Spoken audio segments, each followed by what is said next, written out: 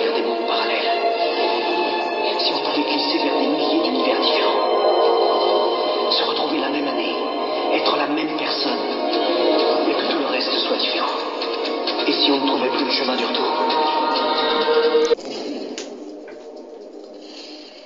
L'univers n'est pas unique, il est multiple. C'est un multivers. Notre science nous permet de changer d'univers. Ces voyages sont strictement réglementés et sous contrôle policier. Vous aussi, vous êtes multiples. Actuellement, nous vivons tous dans des univers parallèles. Bonjour à tous. Notre planète se comporte comme un immense circuit électrique. Il existe une sorte de cavité électromagnétique située entre la Terre et la dernière couche de l'ionosphère, à environ 55 km de distance de sa surface. Et les propriétés résonantes de cette cavité magnétique terrestre seront découvertes par le physicien allemand Schumann entre 1952 et 1957. Et ce sont elles qui permettraient de mesurer la fréquence ou le taux vibratoire de notre planète. La résonance de Schumann, puisqu'il a donné son nom, c'est en quelque sorte le battement de cœur de la Terre. Elle était de 7,83 Hz depuis des milliers d'années, mais à partir de 1980, cette fréquence se serait accélérée, d'abord assez lentement, puis de plus en plus vite à partir de 1997, au point d'atteindre aujourd'hui le niveau de 12 Hz. Ça peut monter jusqu'à 15 Hz même. L'accélération du taux vibratoire de notre planète fait que 24 heures de durée d'une journée correspond en fait maintenant à seulement 16 heures réelles en termes de temps terrestre. C'est comme si le temps s'était brutalement accéléré. Et notre temps va s'accélérer encore à mesure que nous approcherons du point zéro, qui correspond au renversement des pôles magnétiques. Car si 24 heures d'une journée représentent encore actuellement 16 heures effectives, l'écart va continuer à augmenter suivant une progression exponentielle. Et au passage du point zéro, 24 heures d'avant 1980 correspondront alors à 0 heure effectif. Le temps va paraître de plus en plus rapide au fur et à mesure que nous approcherons du point zéro. 24 heures d'un jour correspondant actuellement à 16 heures effectives. Mais cela, comme je viens de le dire, va encore augmenter. Nous approcherons le temps, le point zéro. Nous savons que la résonance de Schumann, qui est le battement du cœur de la Terre, était, comme je viens de le dire, de 7,83 cycles Hertz depuis des milliers d'années. Mais bon, cela aurait changé à partir des années 20. Le point zéro, au retournement des pôles magnétiques, arrivera probablement sous peu dans toutes les prochaines années. Lorsque nous allons arriver à ce point zéro, il va y avoir une inversion des pôles magnétiques. Il est dit qu'après le point zéro, le soleil devrait se lever à l'ouest et se couchera à l'est, approximativement. L'existence de ces changements dans le passé avait déjà été prophétisée par les anciens à travers certaines de leurs prophéties. D'ailleurs, ce phénomène se serait reproduit à plusieurs reprises. À chaque fois que nous entrions dans un nouveau paradigme, par exemple l'avènement des religions musulmanes, chrétiennes et judaïsme,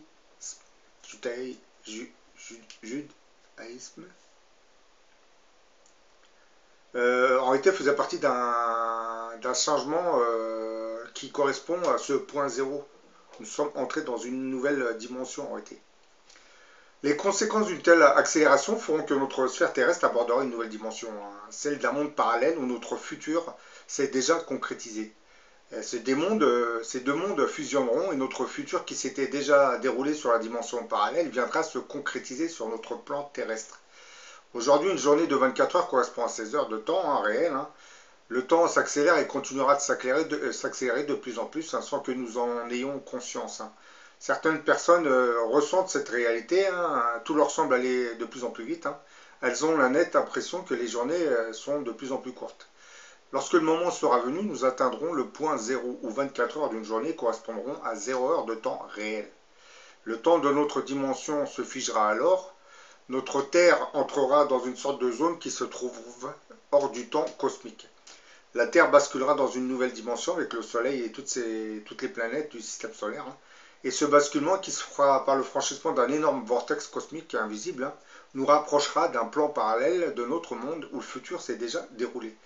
Pendant un certain temps, un voile d'énergie lié à ce transfert de dimension enveloppera notre planète et lorsque le seuil critique sera atteint, ce voile disparaîtra brusquement. Nous serons alors dans un autre monde, la Terre sera complètement différente. Notre plan terrestre aura fini sa fusion avec le plan parallèle. Le seul souci, c'est que dans ce plan parallèle, correspondant à notre futur, se dessine en fait la planification des desseins de Dieu. L'avènement de l'Antéchrist et les événements qui marqueront la fin de notre monde se manifesteront lorsque les deux plans terrestres, le nôtre et le parallèle, auront fusionné pour ne former qu'un seul plan. Pour comprendre ce phénomène de fusion, il faut revoir nos notions du temps, hein, qui s'étaient déjà posées en 1905 lorsque Einstein avait défini sa théorie sur la relativité restreinte et démoli l'idée selon laquelle le temps était une constante universelle. Par conséquent, passé, présent et futur ne seraient plus absolus. Ces trois temps coexisteraient simultanément mais sur des plans parallèles. Par exemple, actuellement, l'histoire de notre passé continuerait d'exister mais sur un plan parallèle. De même pour notre futur qui ne s'est pas encore concrétisé sur notre plan terrestre. Lorsque la résonance de Schumann nous rapprochera du temps zéro, nous aborderons progressivement ce plan parallèle où est enregistré, où se déroule notre futur. Notre cosmos ne formerait pas un univers unique, hein, mais un multivers composé d'univers multiples. Certains physiciens qui se sont penchés sur cette réalité multiple émettent l'hypothèse selon laquelle chaque homme pourrait posséder un double vivant dans un univers parallèle. En 1538, Nicolas Copernic bouleversa le paradigme théologique de l'époque, hein, en publiant un ouvrage affirmant que le Soleil et non la Terre étaient au centre du monde. Dans les années suivantes, Tycho Brahe, Kepler, Galilée et Newton formuleront les lois de cette nouvelle perception du monde cosmique. Sommes-nous à la veille d'une deuxième révolution copernicienne? Les partisans du multivers disent qu'il existerait dans le cosmos de multiples univers parallèles. Et par exemple, lorsque vous visitez un de ces univers parallèles et que vous vous retrouvez en face de votre double, et que cet univers parallèle correspondrait au passé, en réalité, vous n'êtes pas en face d'un double, vous êtes devant vous, mais dans le passé. C'est vous-même, mais vous êtes dans le passé en réalité. Vous avez traversé la barrière dimensionnelle pour aller rejoindre cet univers où les temps se déroulent simultanément. Bah voilà, j'en ai fini avec cette petite vidéo. Je vais vous remettre une vidéo là, qui va suivre, hein, d'une personne qui aurait visité un de ces mondes parallèles où elle aurait entrevu le règne de l'Antéchrist. C'est exactement ce que je suis en train de vous dire, hein. Lorsque le plan parallèle fusionnera avec notre plan, la concrétisation de ce plan parallèle se fera sur Terre. C'est-à-dire ce futur qui se déroule sur le plan parallèle va se concrétiser sur Terre lorsque les deux plans fusionneront. Et lorsque nous approcherons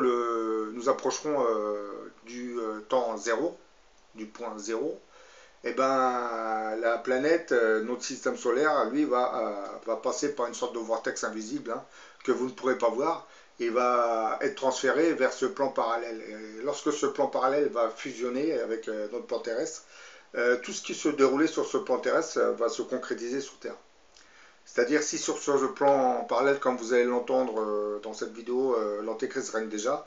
Donc lorsque notre plan terrestre va fusionner avec ce plan parallèle, eh ben, l'Antéchrist va se présenter à l'humanité.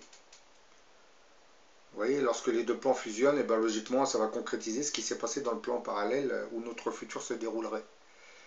Donc dès que nous aborderons le point zéro, hein, le temps zéro, ben, dites-vous bien que nous allons plonger vers ce plan parallèle.